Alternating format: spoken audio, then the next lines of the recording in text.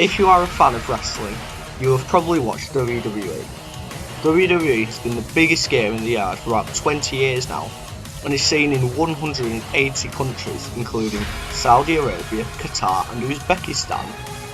However, you might not be so familiar with a company called New Japan Pro Wrestling, and that's a shame, because in my opinion, New Japan Pro Wrestling is the greatest form of professional wrestling that I've ever seen. Hell, New Japan may be one of the best forms of entertainment that I've ever seen. This is due to the fact that in wrestling, the show progresses in real time, and this is something that can only really happen in wrestling. For example, if we see John Cena one week, and then we watch him the next week, a week has passed for the character John Cena as well as the audience. This allows the characters to grow and age along with the audience, as wrestling never ends. And a perfect example of this, as well as a great showcase of New Japan, happened on January the 4th, 2019. At Wrestle Kingdom 13, in front of over 40,000 people at the Tokyo Dome, Hiroshi Tanahashi defeated Kenny Omega in the main event to win a record 8th IWGP Heavyweight Championship.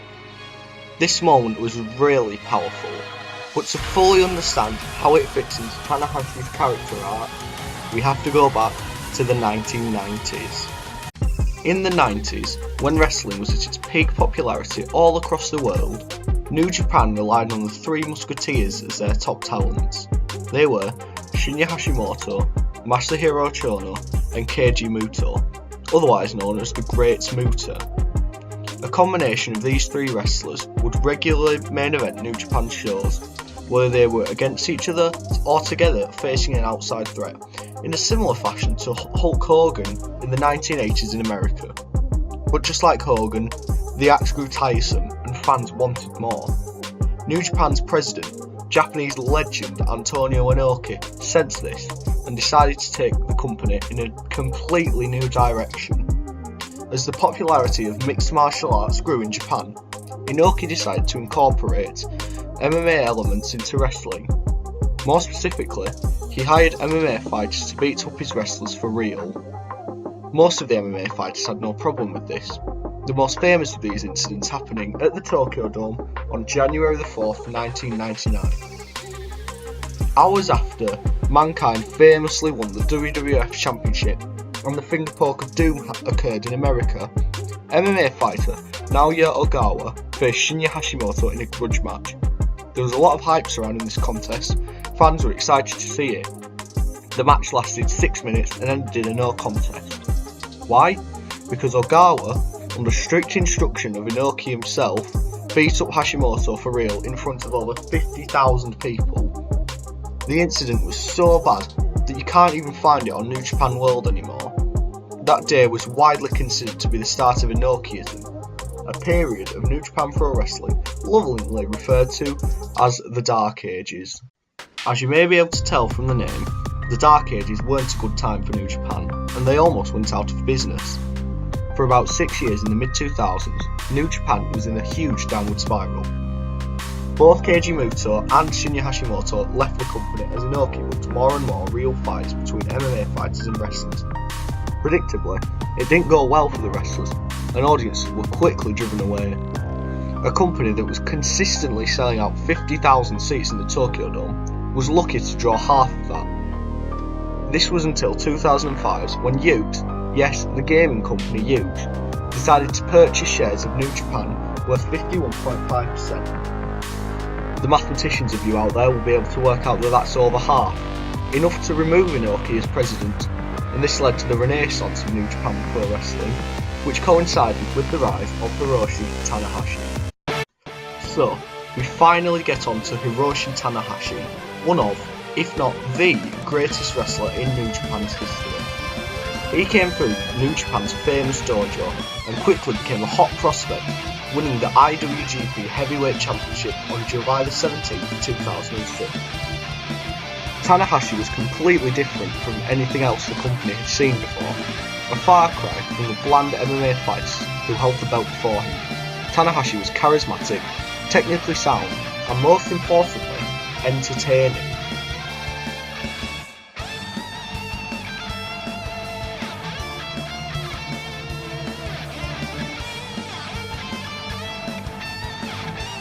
He was a breath of fresh air in the company, and with people like Giant Bernard, Yuji Nagata and Jushin Thunder Liger, New Japan was finally on the up. Tanahashi held the belt on and off until Wrestle Kingdom 8.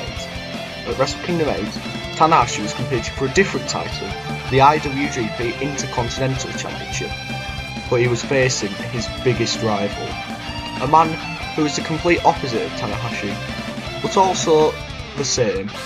Another member of the new Three Musketeers along with Tanahashi, Shinsuke Nakamura. If you've followed WWE in the past 2 years, you'll have heard the name Shinsuke Nakamura. He's done alright in WWE, but his career in New Japan is iconic. Think of the biggest reaction to anything you've ever heard, and Shinsuke has probably had that reaction in Japan. Back in 2007, Shinsuke was one of the last remaining MMA style wrestlers, but he wasn't like the rest. He was the super rookie. He, like Tanahashi, came through the New Japan dojo, and whilst he had plenty of MMA experience, he was well and truly a professional wrestler. However, many critics at the time pointed out that Shinsuke was needing something to propel him to the next level. So, needing a refresh, Shinsuke went to Mexico to help flesh out his character, and he did just that.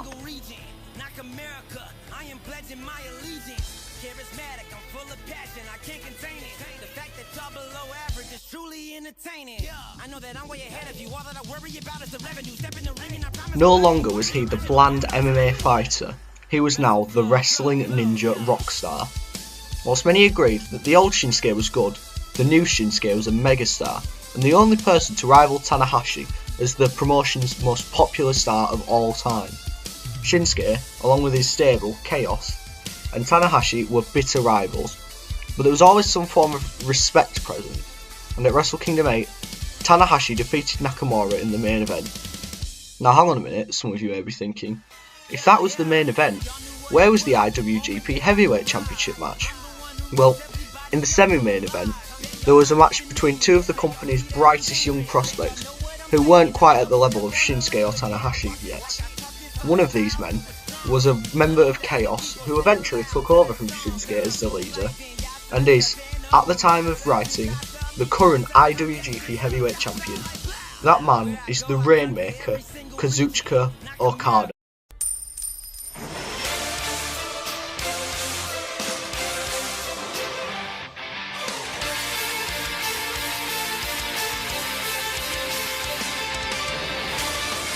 In 2012, the trading card company Bushiroad purchased New Japan from Utes. At their first big show, The New Beginning 2012, Kazuchika Okada defeated Hiroshi Tanahashi for the IWGP Heavyweight Championship in his second match back from a learning excursion.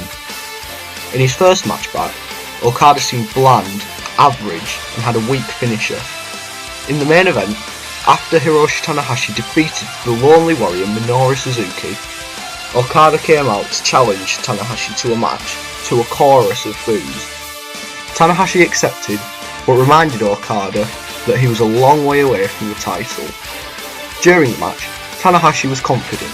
He wasn't taking Okada seriously, but Okada hits his signature dropkicks and dominates Tanahashi. He looks like a new man, catching both Tanahashi and the fans off guard. Even his finisher looks miles better, and just like that, Okada hits the Rainmaker.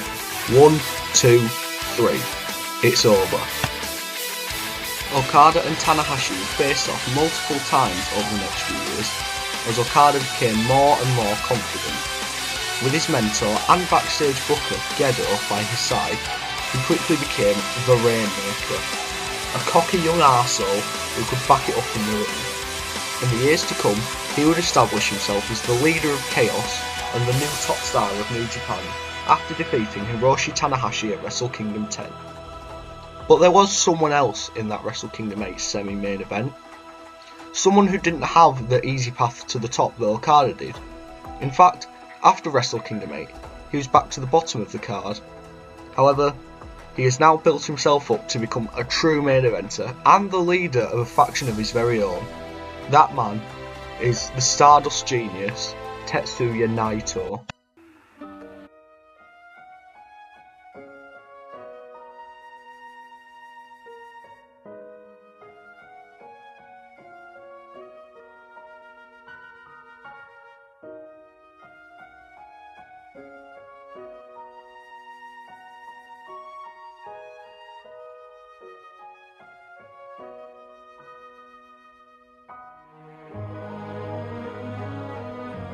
Tetsuya Naito was set to be the next Tanahashi. That could never work. Tetsuya Naito is the first Tetsuya Naito. And besides, the old Tanahashi was still around, and people weren't ready to accept that he would step aside for anyone, much less an unknown Tetsuya. In the G1 Climax 23, Tetsuya Naito defeated Hiroshi Tanahashi to win the G1 Climax, the most prestigious tournament in wrestling, to earn a shot against the IWGP Heavyweight Champion in the main event of Wrestle Kingdom 8. It was all downhill from here. The fans wouldn't accept Naito as a top star, and after a silent reaction in Osaka at Power Struggle, New Japan let the fans decide who would main event Wrestle Kingdom. Kazuchika Okada vs Tetsuya Naito, or Hiroshi Tanahashi vs Shinsuke Nakamura. Tanahashi vs Nakamura won handily, receiving 63% of the votes from New Japan audiences. After Naito's loss, he slowly slid down the card, so much so that next year he lost in 14 minutes to AJ Styles in an exhibition match. Shunned by the fans, he left for Mexico. In Mexico, he met some people who would change his life forever: Rush, La Mascara, and especially La Sombra. They had recently formed a group called Los Ingobernables and invited Naito to join. This was where Naito thrived. They taught Naito to be tranquilo, and he took this attitude back with him to New Japan.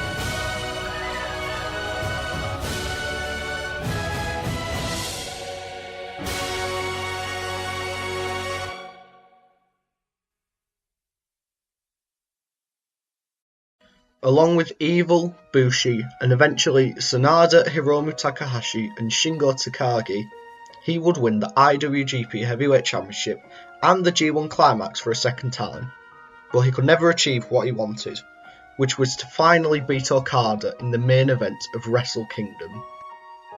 Now, just to take a step back, there is a reason that many foreign fans got into New Japan Pro Wrestling, and that reason isn't any of these four wrestlers. As good as they aren't that appealing to a new foreign casual audience. But you know who is? Not one individual person, but a group. And not just any group, mind you, but a group filled specifically with foreigners. That group that I'm talking about is the Bullet Club.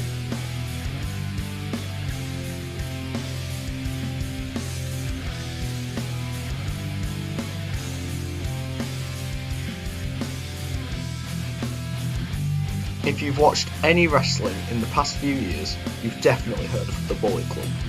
Whether it's seeing AJ Styles, Finn Balor and Gallows and Anderson, two screens from WWE, seeing the famous Bone Soldier shirts in the crowd, or actually seeing the Bullet Club perform, Bullet Club is now a brand as recognisable to wrestling fans as the NWO or DX.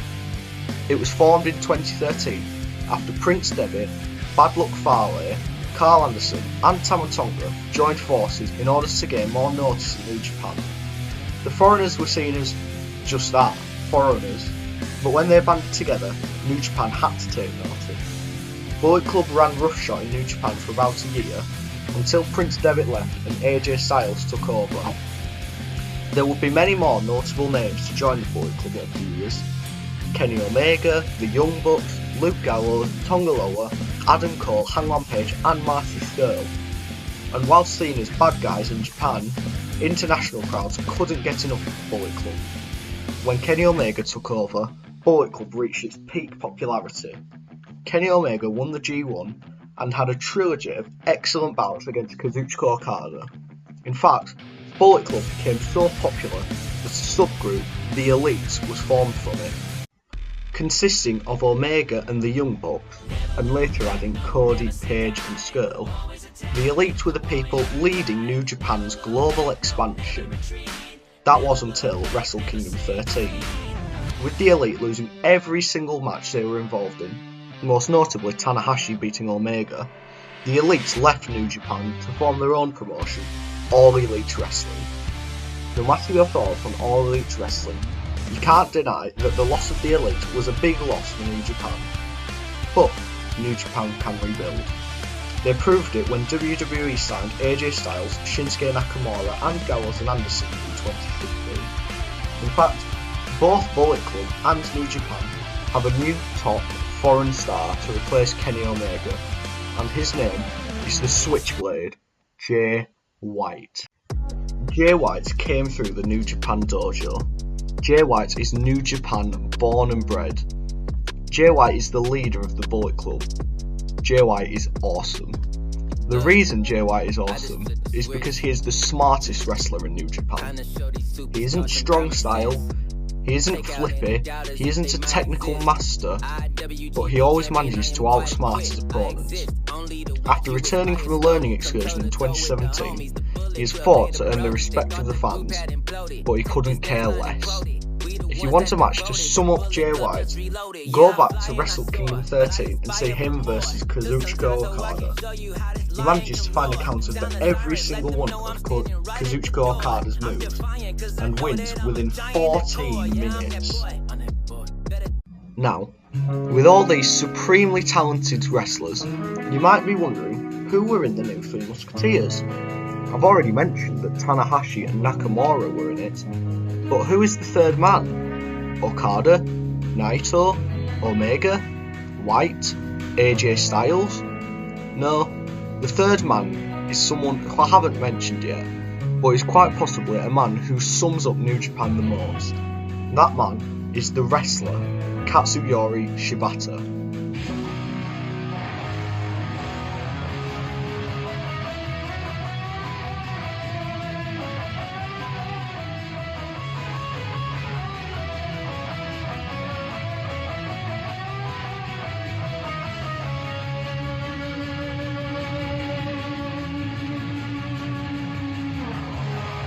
Katsuyori Shibata perfectly represents New Japan. In 2005, Shibata left New Japan. This was unheard of, as most people tended to stay loyal to the first promotion, in Japan. He wrestled a bit for Noah until he retired from wrestling to focus on his mixed martial arts career. He was used to MMA, and that was what he was going to do. However, in 2012, he returned to New Japan to a less than warm welcome. In Tanahashi's book, he said that he wanted to fight Shibata for real because of his betrayal of New Japan.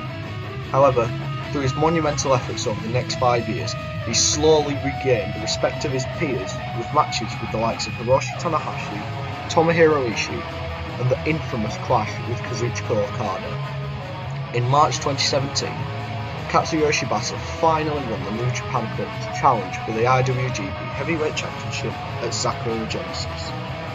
Shibata seemed like he was always the bridesmaid, and New Japan would never get behind him. But they finally did as he went into the match with Okada. Shibata's style was hard-hitting. He would hit you with stiff forearms, stiff kicks, and most notably, stiff headbutts. At the conclusion of the match, Shibata hit Okada with a vicious headbutt which splits his head open. Oh God, you can hear that! Oh, the skull-splitting sound!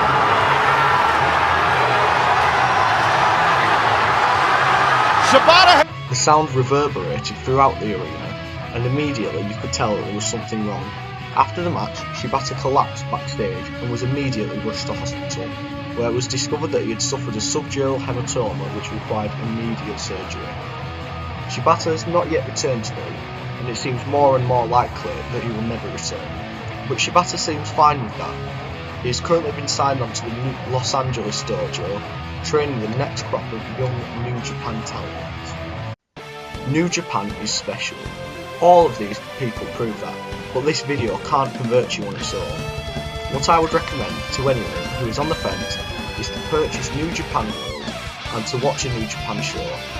There are so many great wrestlers that I haven't even mentioned.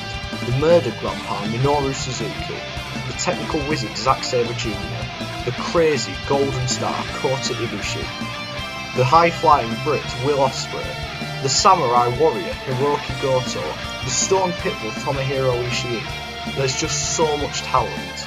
There is nothing that beats New Japan, either in terms of in-ring work or storytelling. And if you, yes you, watch a New Japan show and enjoy it, then this video is a success.